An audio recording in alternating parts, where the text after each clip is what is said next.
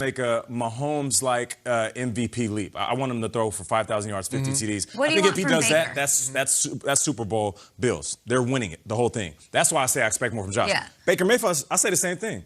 I feel like I don't care how good you show me that you are. If you've done it, I want you to do more. One of my favorite quotes of all time is, if better is possible, then good isn't enough. I don't care if you're really good, Josh Allen. I don't care if you're really good, Baker Mayfield. If better is possible, then let's go be great. Yeah. I do agree with that statement, though. I don't think Baker Mayfield needs to have signature moments. His team is so talented, and they're one of the few teams that are legitimately a hard-nosed running team. I would have loved a signature moment. You know how playoff they're that built is. differently than the Bills. He has to do That's less. fair. I do think that. So I don't really hold them against them. They didn't beat the Chiefs. It's like they weren't ready yet, which is why this year feels exciting. Because it feels like, okay, now this is the year. But I do think there's a rebranding that needs to go on with Baker Mayfield. I saw somebody ask the question yesterday. This Browns roster is so good. Can we trust Baker with it? Baker is not this reckless, dollar store Brett Favre idiot. He's not Johnny Manziel. He's not. He threw 8 interceptions last year. You take that any year from any quarterback. I think he went 6 straight weeks without throwing a pick. Like, Baker is not this wild man, Johnny football type thing. He is cool and calm.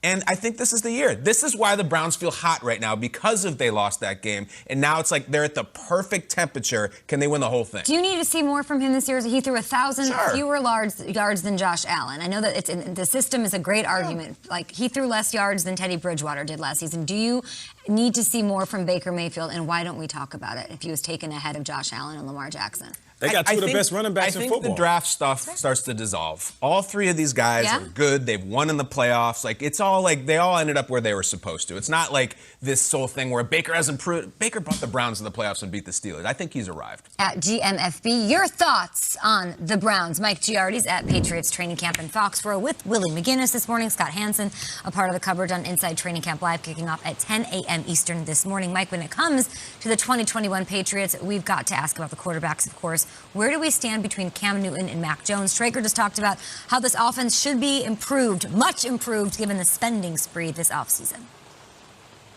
Well, it's funny, kid, because I look around, I don't see Willie or Scott. Is it too early for them? And it's raining. Maybe they get wet. It's not good for them.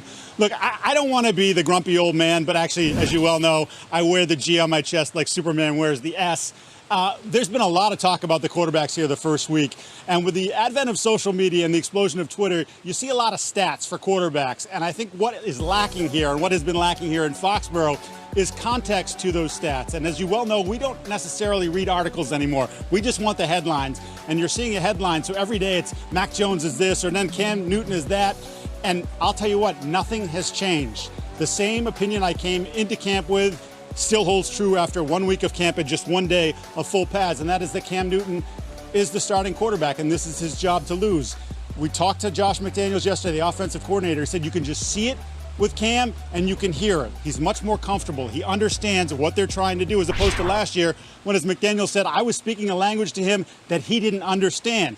And that's totally understandable considering the guy signed in late June. When it comes to Mac Jones, he said, well, Mac probably doesn't know that his first name is Mac because I've been using other words in front of his name here over the course of camp. But there have been some impressive moments from Mac. Again, he seems to run the offense the way we're used to seeing it run. But as he said, I'm a rookie. This is going to take time. And he has been sort of a roller coaster where I think Cam has been much more consistent to this point. And a lot of football left, a lot more days in pads, a lot more joint practices with the Eagles and Giants coming up. And if Mac Jones is going to make a run, I think that's where it's going to have to be. But for right now, Cam is the guy, and I think you're seeing a much better Cam in year 2 than what we saw in year 1.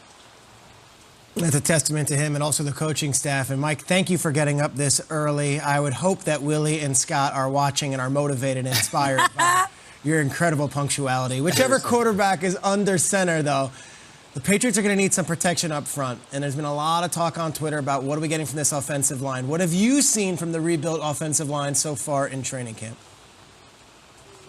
I love it. I think they were a pretty good unit last year. And, yeah, they lost Joe Tooney in free agency, but they just plugged Michael Weno in, who was a terrific rookie for them, who sort of bounced across the offensive line last year. Well, now he's at left guard. But to me, the big addition is Trent Brown over at right tackle. He spent 2 years with the Raiders, got that, at the time, the largest contract for a tackle, and then he barely played, and it just was not a good fit. Trent Brown is telling us he's never been in a better headspace than he is right now. And there's something about this environment and this culture that he fed off for the year that he was here, and he wanted to come back. And you can see that right now. Yes, he misses Dante Scarnecchia, the retired offensive line coach. In fact, the other day, Trent said he wishes Dante would come back for at least one day just to chew him out, just for old time's sake. But the new offensive line coach, Carmen Brasillo, sort of cut from the same mold, and he's put together a nice unit here. They were able to get David Andrews back in free agency. He's an important guy for them, a real leader, and I just think that that group, if they stay healthy, is really going to provide the backbone for this team, not only in pass protection, but I think they're going to get after you physically and run the ball down your throat. They have the pieces there, whether it's Cam at quarterback or Mac Jones, to do that. So I think that's one of the stronger groups on the team, Peter.